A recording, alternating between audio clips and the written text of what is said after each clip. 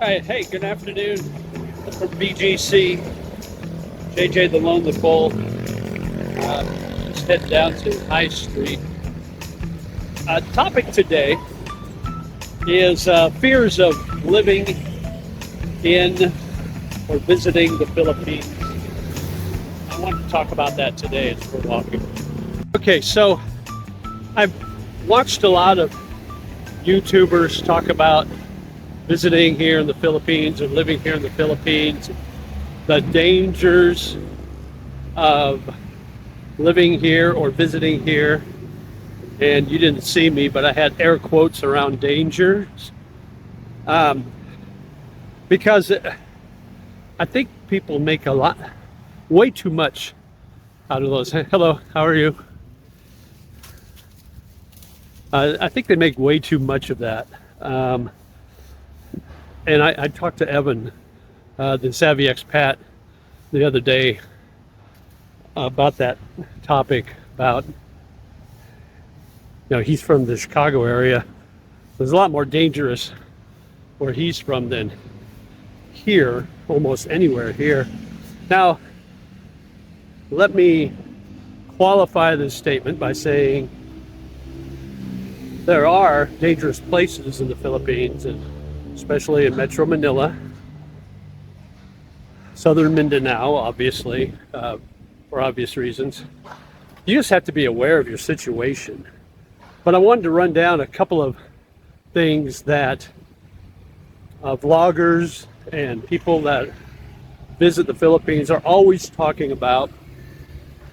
And I wanted to kind of talk about those items and kind of dispel any issues that you might think it's prevalent or it happens all the time in the Philippines. So we're going to run down those items right now. Okay, so number one, I hear a lot from people that actually live here and claim they know firsthand. Now, I know it's happened before, but it doesn't happen that much unless you're really stupid and unaware of your surroundings. And that is when you get your cell phone taken away by a motorcycle passing by you on the street. Now, I hear vloggers all the time saying, "Oh, don't walk in Makati with your cell phone out. You'll lose it every time. They'll take your cell phone because they'll drive by, they'll scope you out on a motorcycle, and they usually have a guy on the bike behind them, and they're riding tandem, and the driver will drive by you, and the guy sitting behind him will just grab your phone out of your hands, and they'll take off, and you'll never see your phone again." And I hear that all the time. They act like it happens constantly. Now, if you're stupid enough to be walking in a seedy area late at night, like say P. Burgos or Angeles City and Walking Street, and it's midnight, 1 a.m., 2 a.m., whatever, and you had some liquor, you're liquored up a little bit, and you're not aware of your surroundings, so to speak, and you're walking along the curb by the street or walking in the street, yeah, it could happen. And it does happen, but not as much as you would, that these vloggers would want you to believe. I know a vlogger, he's in BGC here, and I think he's afraid to get out of his condo half the time. He barely leaves his surroundings. I mean, when he does go outside, it's like a 3-block radius of where his condo is, and he never goes inside anywhere. He posts look at the club action at Xylo, but he's like showing it from his condo unit, or he's outside a block away. So he doesn't go in, and I think he's got that fear. He's been talking about it so much, about things, about him getting ripped off, that I think he's created a phobia within himself that he doesn't want to get out and enjoy life, so to speak. So yeah, be aware of your surroundings, obviously. Not only where you're at, but when you're there, because things happen no matter where you're at in this world.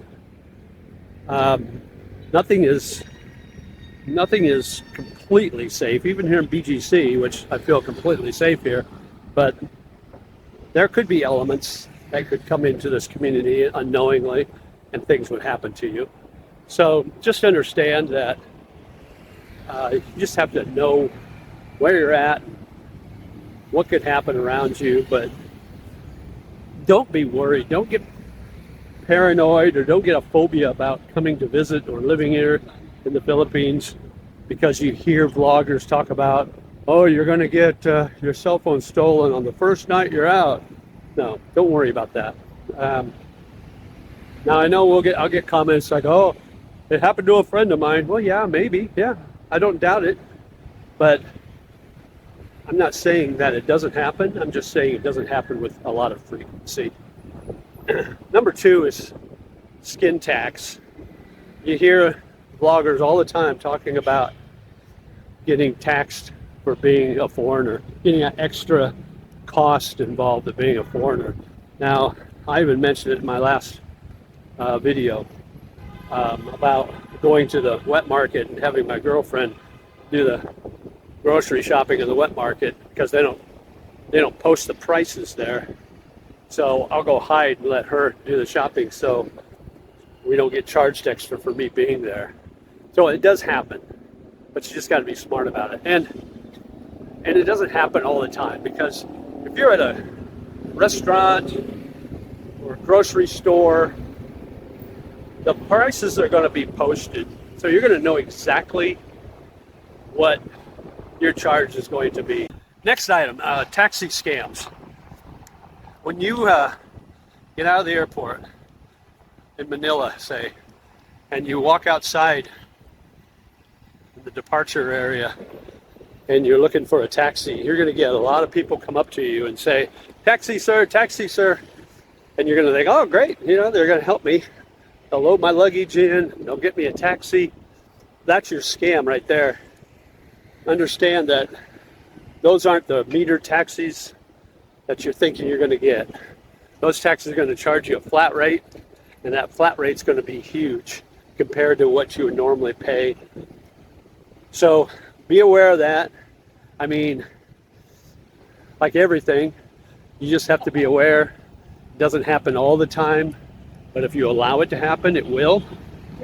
So just understand that.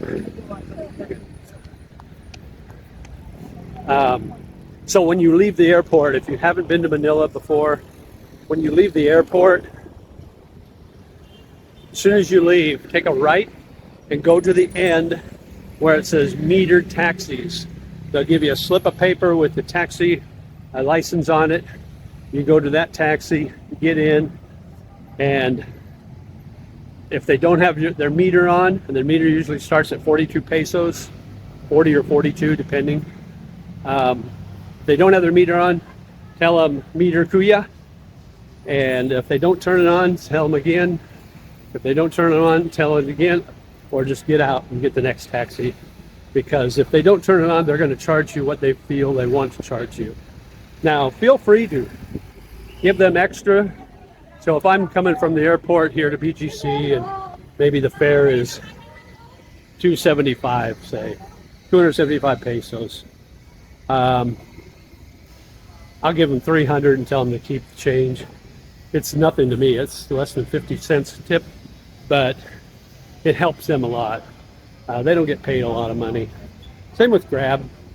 If they're nice and they're polite and they're not trying to rip me off, then I usually just level up and let them keep the change of the bills I give them.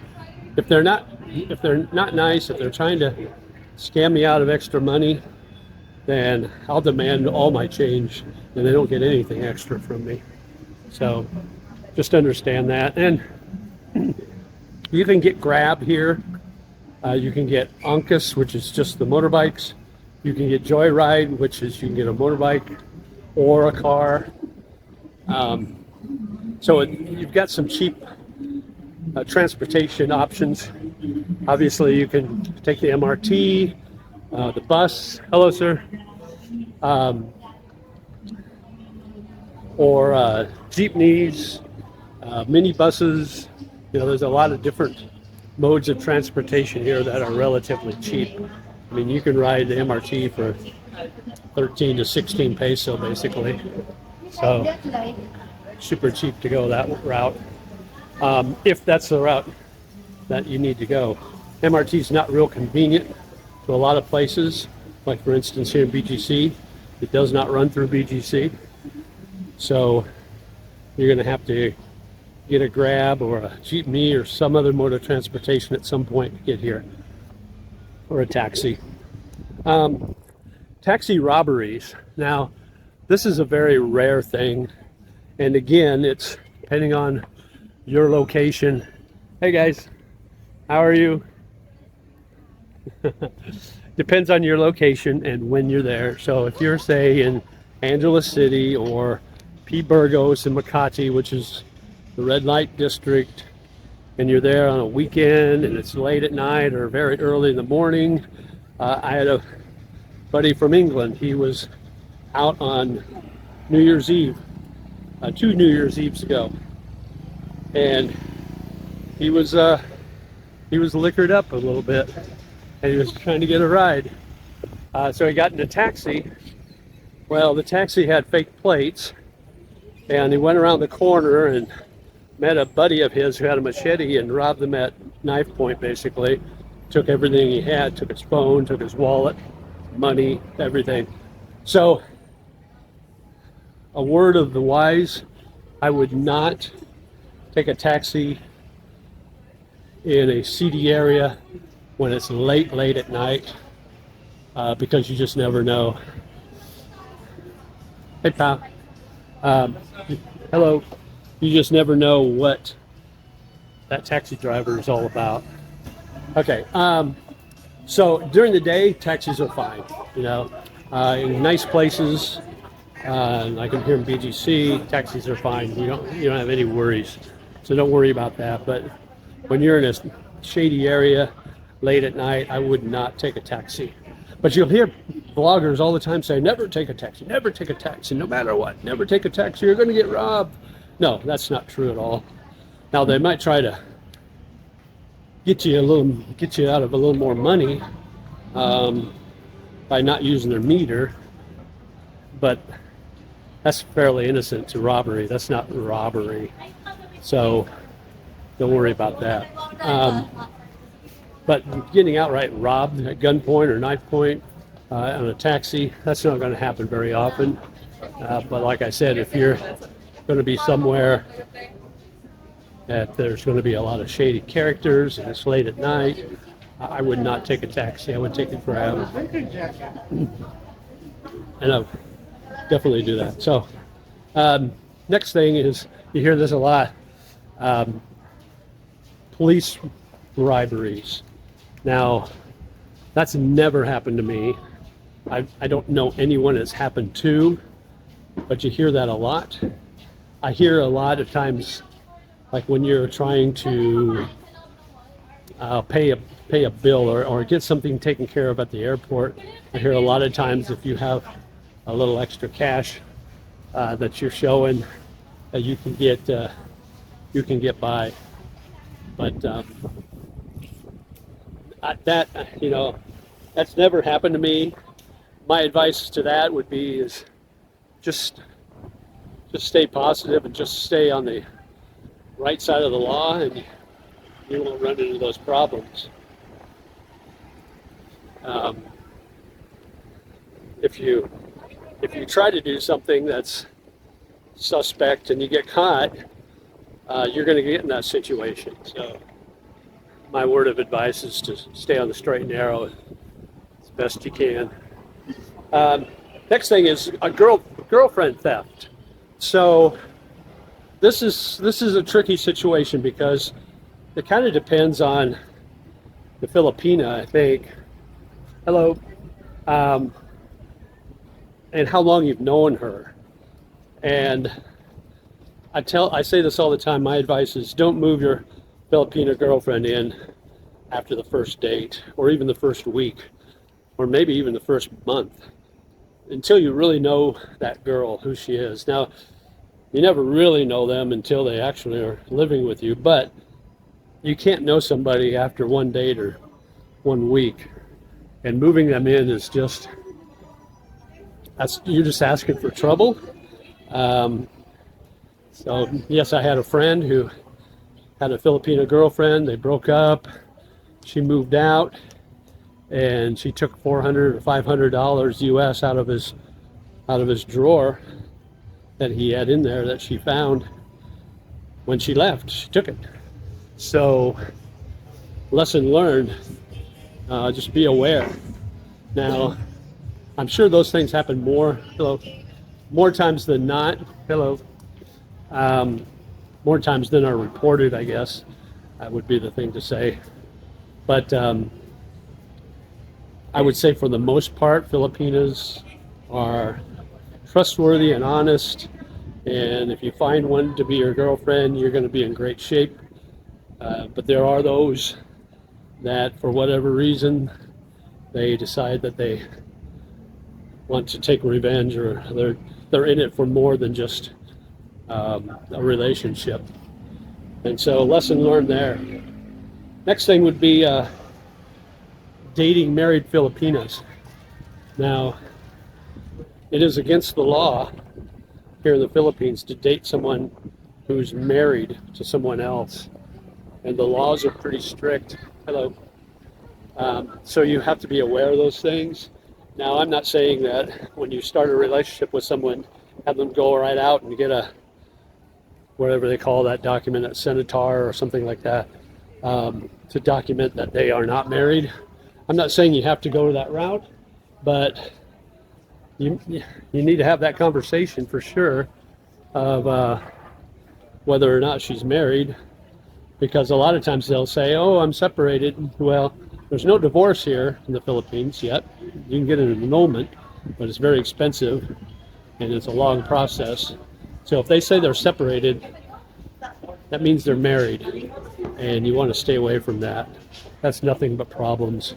So, but you hear that all the time again from vloggers that, oh, every Filipina is married and you're going to get in trouble. And now you can get in trouble, but it's very rare. Those cases are very rare, but those cases are very rare when it actually goes through that fruition where the husband actually has you arrested or has her arrested. Now, there would be a thing of revenge, husband revenge. So if he doesn't like the fact that you're dating his estranged spouse, he may exact revenge on you. Those are few and far between incidences. Hello, how are you? I'm good. Good. That guy will protect me. But yeah, so be careful. Those things don't happen often, but they do happen. And like I said, you're going to hear a lot of vloggers talk about crime all the time here. And it just isn't prevalent like it is in the States or in the West. Another thing is break-ins. This is the last thing. Having your property broken into and burglarized, and your property stolen, your personal property stolen. That does happen, especially if you're living in a house, especially if you're living in, say, in the provinces. It can happen. So my advice would be, if you're okay with living in a condo, that's the safest bet here in the Philippines because it's secure. You've got security to go through. Most cases, you can't just walk into a condo and go up to a floor into a condo unit and just knock on the door or get in. They won't let you do that. So living in a condo is very safe. You've got security inside and out, and you've got those safe those safety items in place to prevent that from happening. Now, if you live in an apartment, it may be a gated community, which is better than not having one at all.